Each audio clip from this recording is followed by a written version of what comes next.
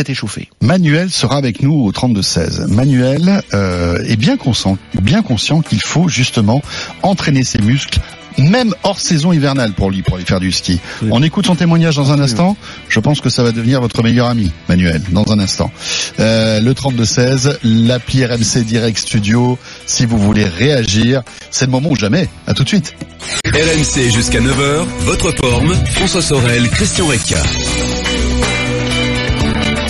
Le retour de ce week-end des experts, la forme, la santé. À 9h moins le quart sur RMC. Christian Recca toujours à mes côtés, le 32-16. L'appli RMC Direct Studio si vous voulez réagir. Et j'espère que vous passez un bon moment avec nous. On évoque ce matin avec Christian donc les sports d'hiver. Comment se préparer pour justement bien n'avoir que les bons côtés des sports d'hiver et éviter écoutez, les courbatures et voire même les fractures, hein, parce que c'est vrai que ça arrive assez souvent. Manuel est avec nous. Bonjour Manuel.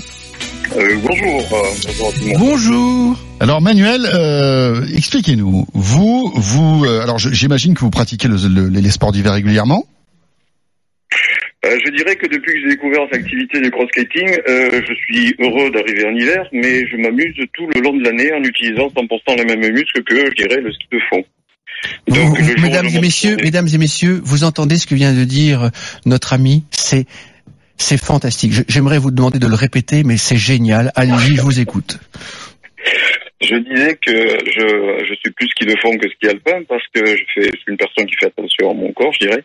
Et le ski de fond est l'un ou le sport le plus complet avec l'aviron. Mais pratiquer l'aviron n'est pas évident parce qu'il faut de l'eau, il faut un bateau.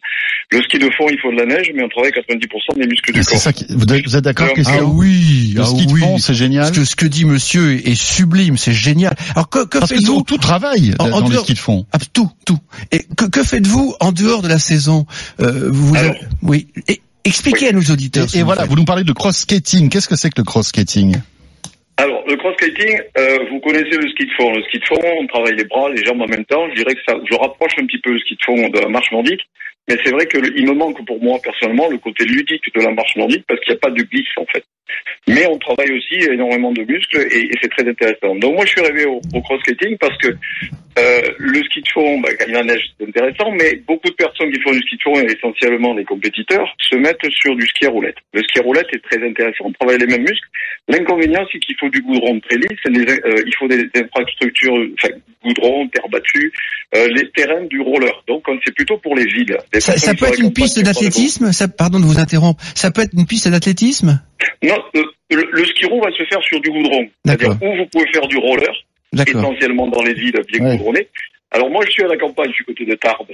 Donc c'est vrai que les routes bien goudronnées n'existent pas bien. Donc le cross-skating, c'est vous prenez du roller ski, c'est-à-dire du ski de fond avec des roulettes, vous mettez des roues tout terrain, ce sont des patins qui ont des freins.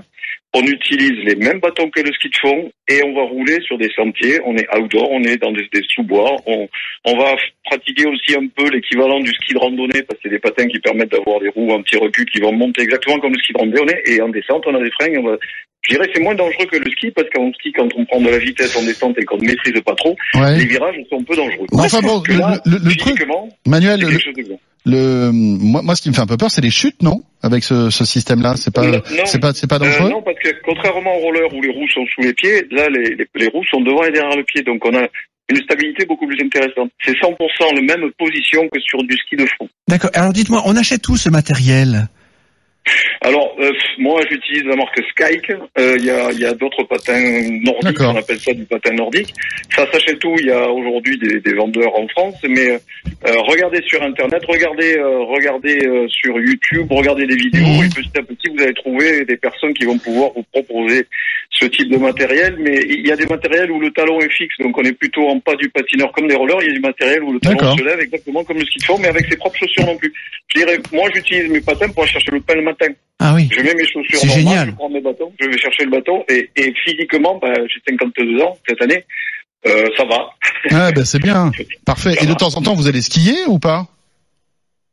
Je suis près des Pyrénées, donc ça m'arrive, mais c'est vrai que je préfère aller, de temps en temps, j'accroche mon chien et je fais du canipatin, ce qu'on appelle canipatin qui n'est pas développé non plus parce que jusqu'à présent, voilà. Mais c'est vrai que le sport d'hiver, et se pratique maximum en 3 mois. Les Parisiens ou les personnes qui sont loin des montagnes, ils vont une semaine dans l'année.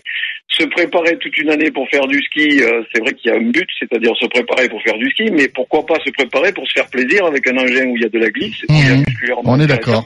Alors là, je vais faire plaisir à mon ami Thierry Auzet qui fait la promotion de ce type d'activité. C'est un sport, le ski de fond, qui vous fait les muscles du dos, qui vous fait les muscles du bassin, qui vous fait les muscles antérieurs et postérieurs des cuisses, qui vous fait les muscles des bras. Lorsque vous regardez loin devant, comme le dit Philippe Leclerc, eh bien, vous avez un positionnement horizontal du corps, plus vous faites le cardio est remarquable, et finalement, à faire ce que fait monsieur, c'est du sport de haut niveau, puisqu'il fait du plaisir au quotidien.